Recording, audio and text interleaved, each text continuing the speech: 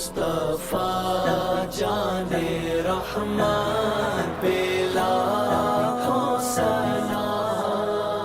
السلام علیکم ورحمۃ اللہ وبرکاتہ۔ ادارہ تحقیقات امام احمدیہ یوٹیوب چینل کی جانب سے مجد اللہ قادری اس پروگرام کے ساتھ کہ سلسلہ عالیہ قادریہ رضویہ کے جو مشائخ ہیں ان کا تذکرہ پیش کرنے کے لیے حاضر خدمت ہے۔ ہم ہر مہینے ان بزرگوں کا تذکرہ آپ کے سامنے پیش کرتے ہیں جن کا اس ماہ میں انتقال ہوا۔ ذی القعدہ کے اندر بھی دو بزرگ ہیں سلسلہ عالیہ قادریہ برکاتیہ رضویہ کے، جن کا یوم وصال جو ہے وہ ذی القعدہ میں ہی آتا ہے۔ اس میں ایک ہیں سید قاری محمد نظام الدین عرف شاہ بھیکا رحمۃ اللہ علیہ، جن کا 9 ذی القعدہ کو انتقال ہوا تھا 981 ہجری میں۔ اور دوسرے بزرگ ہیں ہمارے سلسلے کے جو 32ویں شیخ طریقت ہیں، اور وہ ہیں حضرت سید میر سید فضل اللہ کالپی قادری رحمۃ اللہ علیہ، جن کا 14 ذی القعدہ کو انتقال ہوا ہے۔ ان دو بزرگوں کا ہم انشاءاللہ ذکر کریں گے اس ماہ مبارک کے اندر۔ اور سب سے پہلے ہم ذکر کر رہے ہیں آپ کے سامنے حضرت سید قاری محمد نظام الدین عرف شاہ بھیکا رحمۃ اللہ علیہ۔ اچھا، ان کے نام کے ساتھ میرے خیال آپ نے بہت سارے اور بھی ہم نے مشائخ کا ذکر کیا، ہمیں ابھی تک کسی لفظ قاری استعمال نہیں کیا تھا۔ ہم قاری ایسے استعمال نہیں کرتے، بلکہ کوئی بھی نظام ہوتا ہے، ظاہر بات ہے کہ اس کی وجہ سے یہ قاری اس لیے کہ ان کے اوپر 4 پشتوں میں 5 پشتوں میں اور ان کے نیچے کی 4-5 پشتوں میں مسلسل ان کے اندر قاری حضرات آئے ہیں۔ اور قاری صرف ایک نہیں بلکہ جو 7 قرأت میں قرأت کی جاتی اس کے ہی ماہر ہوا کرتے تھے، 7 قرأت جسے کہتے ہیں۔ ان کے ماہر ان کے والد بھی تھے، دادا بھی تھے، دادا کے دادا بھی تھے اصل میں، جن کا نام تھا قاری محمد صدیق بغدادی رضی اللہ تعالیٰ۔ تو ان سے سلسلہ شروع ہوا، اور خاندان کے اندر قرآن، حفظ قرآن اور قرأت جو ہے یہ خاص وصف رہا ہے۔ اور اس وصف کی وجہ سے حضرت نظام الدین صاحب رحمۃ اللہ علیہ وہ قاری کے نام سے، قاری نظام کے نام سے بڑے تاریخ کے اندر پہچانے جاتے ہیں۔ آپ قصبہ کاکو ضلع لکھنؤ میں آپ کی پیدائش ہوئی انڈیا کے اندر۔ والد ماجد کا نام سیف الدین ہے، اور خود والد ماجد بھی جو معروف رہے اپنے زمانے میں، وہ 7 قرأت مسلم امام تھے اپنے زمانے میں، بہترین قاری تھے۔ آپ نسلاً جو ہے وہ علوی سید ہے، سیدنا علی رضی اللہ عنہ کی اولاد ہے، لیکن محمد حنیف جو تھے رضی اللہ تعالیٰ عنہ حضرت علی کے بیٹے، ان سے آپ کی نسل چلی ہے۔ تو امام حسن چلتی ہے، وہ سید کہلاتے ہیں صرف، لیکن جو سیدنا علی کی اولاد جو امام حسین اور امام حسن کے علاوہ ہے، اور بھی بیٹے تھے ان کے، انہیں ایک محمد حنیف بھی ہیں، ان سے چلتا ہے سلسلہ، وہ علوی سید کہلاتے ہیں۔ تو آپ علوی سید ہیں۔ آپ نے جب میں نے کہا کہ 8 پشتیں آپ کے پاس ہے، وہ 7 قرأت کی ماشاء اللہ ماہر گزری ہیں۔ اپنے زمانے کے ظاہر بات علوم و شریعت طریقت کے بھی آپ کے والد بھی، آپ کے دادا بھی بڑے ایک معرفت کے حامل لوگ تھے۔ آپ نے تمام تعلیم اپنے والد سے حاصل کی۔ آپ ناظرین بھی دیکھ رہے ہوں گے، میں جن بزرگوں کا ذکر کرتا ہوں اس میں یہی ہوتا ہے کہ بیٹا اپنے والد سے تعلیم حاصل کر رہا ہے۔ کون سی؟ دین کی تعلیم۔ یہ آپ خاص بات نوٹ کیجئے گا۔ آج سے مطلب یہ کہ اعلیٰ حضرت تک بھی ہم آ جائیں گے تو اعلیٰ حضرت نے بھی ساری کی ساری تعلیم اپنے والد سے حاصل کی، دین کی۔ بس یہی چیز اب ختم ہو گئی ہے۔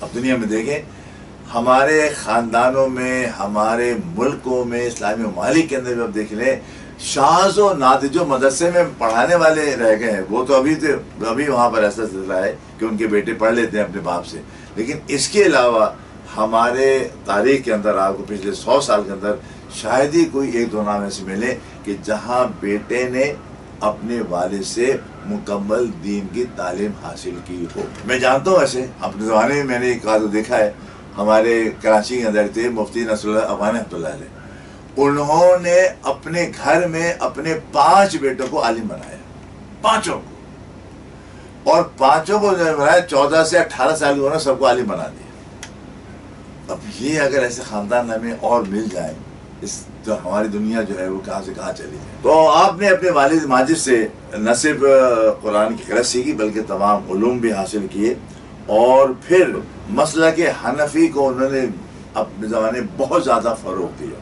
اسی لیے آپ کو تاریخ کے اندر امام حنیفہ ثانی بھی کہا جاتا ہے، اپنے زمانے کے، اور امام حنیفہ تھے رضی اللہ تعالیٰ عنہ، کہ انہوں نے جو فقہ میں کام کیا، تدریس بھی کے ساتھ ساتھ جو آپ نے قلمی کام کیا ہے، اس سے زیادہ پہچانے جاتے ہیں۔ اب جب دین کی کوئی بہت زیادہ خدمت کرتا ہے نا، اور بے لوس اور دل کے ساتھ، تو کسی خدمت کرتا ہے۔ دین کی خدمت جو اصل ہو رہی ہے بتا رہی ہے کہ اس کو قرب رسول کتنا زیادہ حاصل ہو رہا ہے۔ انہوں نے جو خدمتیں کی، قرآن کریم کی اور دین کی، تو نتیجہ کیا نکلا؟ ایک دفعہ نہیں، متعدد بار نبی صلی اللہ علیہ وسلم کی جاگتے ہوئے زیارت کی اور خواب میں زیارت کی۔ یہ بھی اب ہم خال سنتے ہیں، کسی سن لیتے ہیں کہ ہاں کسی نے خواب میں حضور کو دیکھا، لیکن تصور کے ساتھ ایسا نہیں ہوتا کہ وہ کئی دفعہ دیکھ لے یا جاگتے ہوئے دیکھ لے۔ لیکن آپ نے الحمدللہ کئی دفعہ آپ کو زیارت ہوئی اور خواب میں بھی زیارت ہوئی، اور اس کے ساتھ ساتھ نبی صلی اللہ علیہ وسلم نے ایک خواب میں بتایا، اور انہوں نے خود بتایا کہ خواب جب مجھے آیا، اور میں یہ سوچ رہا تھا، یعنی حضرت قاری نظام الدین فرما رہے ہیں کہ میں سوچ رہا تھا کہ میں بس اب مدینے جاؤں گا تو مدینے سے واپس نہیں آؤں، میں ہی رہوں، میں ہی سب کچھ کروں، یہ دل میں بات تھی۔ نبی صلی اللہ علیہ وسلم خواب میں تشریف لائے اور فرمایا اے نظام الدین، تم مدینے ضرور آؤ، لیکن تم جاؤ ہند اور وہیں جا کے خدمت کرنا، تمہاری نسل سے وہاں پر ہمارے دین کو بہت فروغ حاصل ہو۔ کیا نظریں ہیں، اور نبی صلی اللہ علیہ وسلم کی کیا بعد وصال بھی آپ ان کی علم دیکھیں، ان کی اب نظر دیکھیں، کہ فرما رہے ہیں کہ جب تم انڈیا جاؤ گے تم واپس، اور وہاں جاؤ گے وہاں تو نسل ہوگی، تمہاری 5 نسل سے مسلسل دین کو فروغ حاصل۔ تو فرماتے ہیں کہ میں نے ایسے ہی کیا، میں مدینہ پاک گیا، لیکن میں واپس آ گیا حضور کے ارشاد کے مطابق، اور یہاں آ کر میں نے کیا، پھر میری اولاد ماشاءاللہ عالم ہوئی، اولاد ہی میرے سامنے عالم ہوئی، اس طریقے سے سلسلہ چلتا رہا، کیونکہ آپ نے اچھی خاصی ماشاءاللہ 91 برس کی عمر پائی تو اپنے پوتوں کو بھی عالم بنتے ہوئے دیکھا۔ فرماتے ہیں میں نے کئی بار سیدنا غوث اعظم کی بھی زیارت کی، اور جب حضور کی زیارت ہوگی تو حضور کے آل کی بھی زیارت ہوگی، غوث اعظم کی بھی زیارت ہوگی، اس سلسلے وابستہ ہیں آپ۔ فرماتے ہیں میں نے جب بھی غوث اعظم کی زیارت کی، میں نے ان کو کبھی اکیلے نہیں پایا۔ 2 شخصیات میں نے ان کے دائمے ضرور دیکھی، ایک محی الدین شیخ ابن عربی رضی اللہ تعالیٰ عنہ اور ایک شہاب الدین سہروردی رضی اللہ عنہ، یہ دونوں میں نے ہمیشہ ان کے ساتھ دی، اور میں نے ان سے بھی مکالمات کیے، میں نے ان سے بھی گفتگو کی، میں نے ان سے فیض حاصل کیا۔ ناظرین کرام، شاید یہ باتیں آپ سمجھ رہے ہو کہ خیال و خواب کی ہیں، یہ ایسا نہیں ہے۔ اصل میں اچھے خواب ہی سچے خواب ہوتے ہیں۔ آپ نے یہ تو سنا ہوگا، اچھے خواب ہی سچے خواب ہوتے ہیں۔ تو جب بزرگوں کو دیکھ رہے ہیں تو اس سے جھوٹا خواب تو نہیں ہوتا معاذ اللہ، اور پھر جب بزرگ خواب میں آتے ہیں یا نبی صلی اللہ علیہ وسلم خواب میں جب آتے ہیں، وہ جو کہتے ہیں وہ غلط تو نہیں ہوتا۔ تو فرماتے ہیں کہ میں نے کئی دفعہ زیارتیں کی اور ان سب بزرگوں سے میں نے فیض حاصل کیا، اور نبی صلی اللہ علیہ وسلم نے بھی فرماتے ہیں دفعہ مجھے بتایا کہ تم 7 بزرگوں سے فیض حاصل کرو اپنے زمانے۔ اب حضور یہ فرما دیں تو فرماتے ہیں یقیناً میں نے زندگی میں 7 جو حضور فرمایا 7، انہوں نے بتایا کہ میں نے 7 بزرگوں سے فیض حاصل کی۔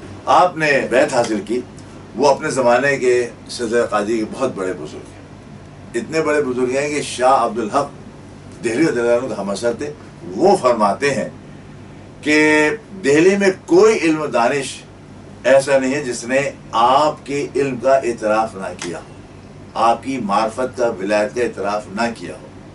وہ کون ہے؟ یہ ہے سیدنا ابراہیم ایرجی رضی اللہ تعالیٰ۔ اس کے لیے گواہی کون دے رہا ہے؟ شاہ عبدالحق دہلوی رضی اللہ تعالیٰ۔ وہ خود بھی سلسلہ قادری کے بزرگ بھی ہیں، محدث تو ہیں، لیکن کیونکہ ان کا علم پر حاوی تھا تو محدث کے نام سے تو بہت زیادہ معروف ہے کہ محدث دہلوی، لیکن معرفت کے لحاظ سے شاید لوگ اتنا نہیں جانتے، حالانکہ خود شاہ عبدالحق دہلوی رضی اللہ عنہ کی معرفت کا یہ عالم تھا کہ یہ کتابوں میں لکھا ہوا ہے، تصور کے ساتھ لکھا ہوا ہے کہ شاہ عبدالحق دہلوی رضی اللہ عنہ اکثر اپنے بستر پر نہیں پائے جاتے تھے بعد نماز عشاء۔ جب معلوم ہوتا کہ وہ نہیں ہے تو پتہ بزرگوں نے کہا جو مدینہ پاک گئے تھے ہم نے تو ان کو وہاں دیکھا ہے۔ پھر آپ سوچیں گے یار یہ کہانی والی بات آ گئی، ایسی بات نہیں۔ جب آپ کو جہاز گھنٹوں میں پہنچا سکتا ہے کسی جگہ پر، تو یہ روحانیت سیکنڈوں میں کہیں پہنچا سکتی ہے۔ یہ سب روحانیت ہوتی ہے، اصل جسم جو وہیں پر ہوتا ہے۔ تو یا شاہ عبدالحق جیسے محدث اور جیسے بزرگ فرما رہے ہیں کہ یہ ابراہیم ایرجی رضی اللہ عنہ کا بہت بڑا مقام سلسلہ قادری کے اندر، اور آپ نے حضرت نظام الدین صاحب رحمۃ اللہ علیہ نے آپ سے شرف بیعت حاصل کی۔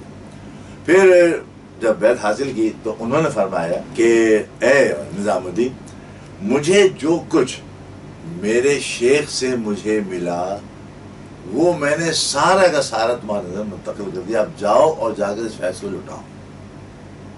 پھر آپ نے کہا میں سب ٹوپی رکھی، سینے سے لگایا، بس کہہ رہے ٹوپی رکھنا سے لگانا ایسا جیسے میری نئی زندگی آئی۔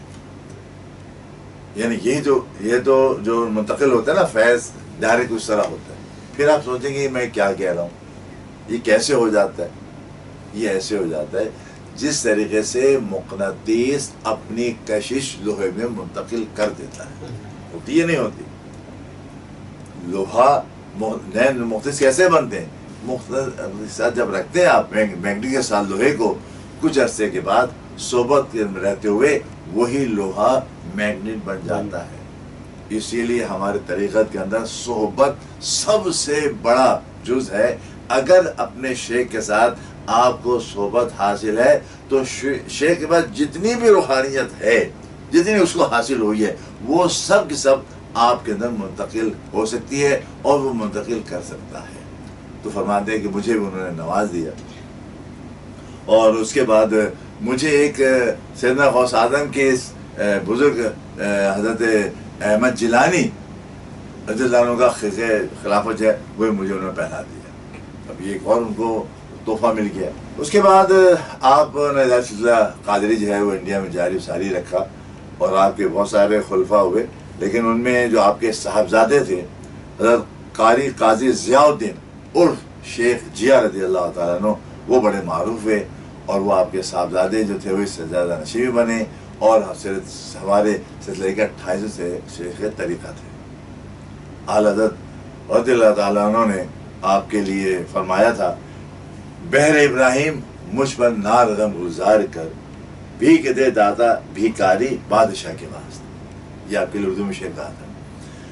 تو سید ابراہیم رچی جو ہیں وہ آپ کے شیخ طریقت ہیں، اور ابراہیم کی نسبت سے وہاں کیا جا رہا ہے سید ابراہیم کے حوالے سے کہ ان کو آگ میں رکھا گیا تھا نا، تو فرما رہے ہیں کہ نار غم گزار کر میرے لیے اس نام کی نسبت سے اس چیز کو مانگ لیں، اور بھیک دے داتا بھیکاری بادشاہ کے واسطے۔